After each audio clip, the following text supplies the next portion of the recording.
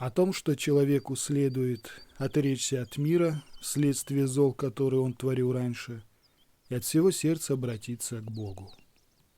А также о том, что если он терпеливо переносит случающиеся с ним скорби, то благодать Божия понемногу снисходит на него.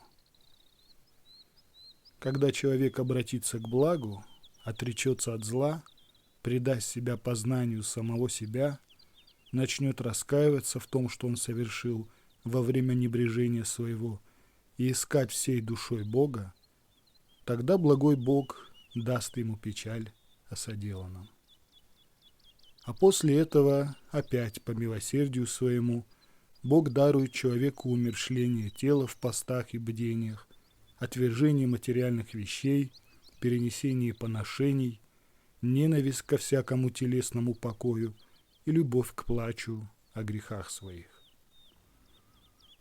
Затем Бог дарует человеку еще раз этот плач, сокрушение сердечное и телесное смирение так, чтобы он не следил уже за прегрешениями других людей, а был внимательным лишь к собственным поступкам, помнил о дне исхода своего из бренного жилища своего и о том, что предстоит ему встреча с Богом.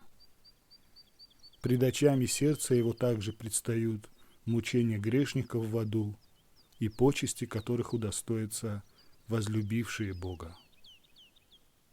Когда это даруется человеку, и он начинает подвязаться и утруждаться в постах, бдениях и вообще во всем, что приносит пользу душе его, тогда к нему подступают враги наши, сеющие злохудожные помыслы и внушающие ему бессилие, дабы не смог он осуществить малое постничество свое.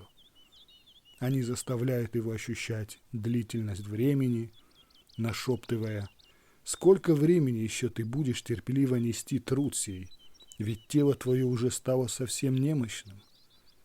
Также говорят ему: «Многое утруждение требуется, чтобы Бог вселился в человека, особенно в тебя, совершившего столько грехов». И еще внушают: «Разве Бог может простить тебе столь большое количество прегрешений?» Если сердце его не приняло это ведение от них, то враги вновь подступают к нему и под предлогом праведных суждений внушают человеку: «Если ты и согрешил, то покаялся в грехах своих», и напоминают ему о некоторых других людях, которые согрешили, но не покаялись, засевая душу его тщеславием. Однако враги не успокаиваются на этом. Они внушают человеку любовь к тщетной славе и усердие к делам, понести которые он не в силах, воздержанию от пищи, бдениям и многим другим, перечисление которых невозможно, даруя ему легкость для свершения их. Посредством таких дел бесы способны сбить человека с пути праведного, о чем в книге притчи предупреждается: «Не уклонися ни на десно, ни на шуе».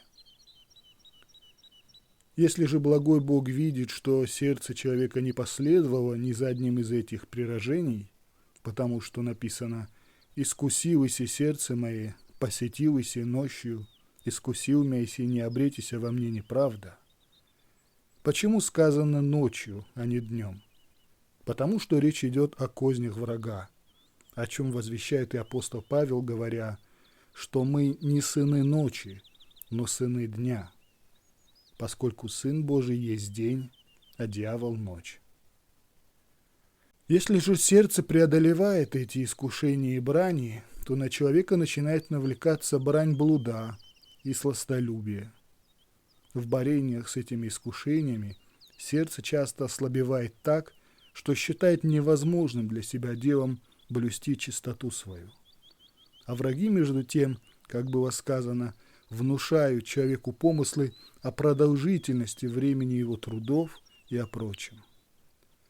А если сердце изнеможет в этих борениях так, что совсем лишится сил в трудах и бранях, то тогда благой и милосердный Бог посылает человеку святую силу.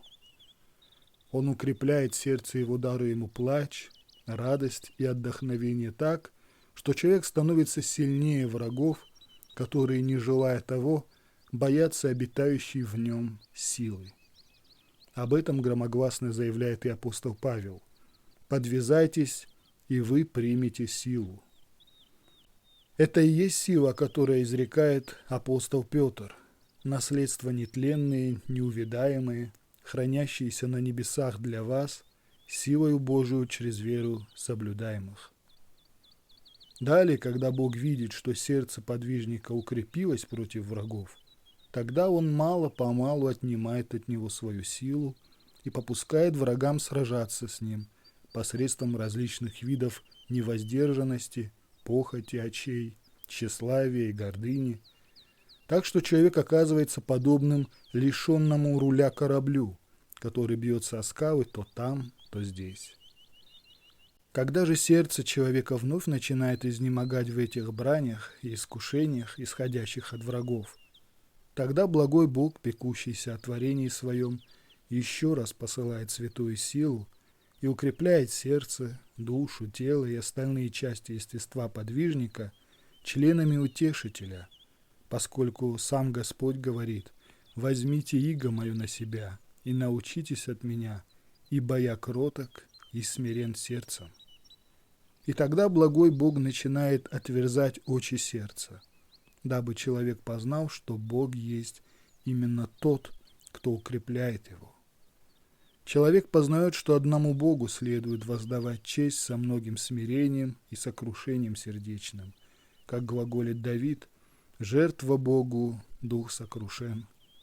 Ибо смиренномудрие и сокрушение рождаются в сердце от трудов, подвязающихся в духовных бранях. После этого святая сила начинает открывать сердцу небесное, как следует молиться и петь псалмы. Она также являет будущие почести, ожидающие тех, кто стойко выдержал все испытания.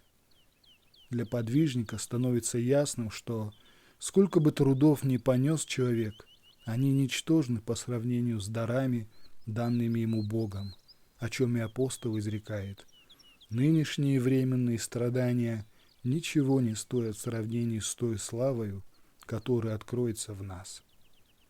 После этого она начинает открывать сердцу муки тех, которые подвергаются вечному наказанию, и многое другое, о чем я не могу сказать, но что подвязающийся обязательно познает на опыте. Тогда утешитель полагает пределы чистоты души и прочих членов. Он дарует человеку великое смирение души, чтобы считал он себя ниже всех людей и всякой твари, не обращая никакого внимания на промахи других людей, но устремляя очи свои только на правое. Еще утешитель дарует ему хранение уст, исцеление ног, чтобы прямо ходил он стезями своими, праведность рук, служение молитв, умерщвление тела и бдение. Все это утешитель преподает с мерой и развлечением, без всякого смятения и в полном покое. Если же человек начинает в мысли своей пренебрегать благами и устроениями Святого Духа, тогда сила Божия вновь удаляется от него.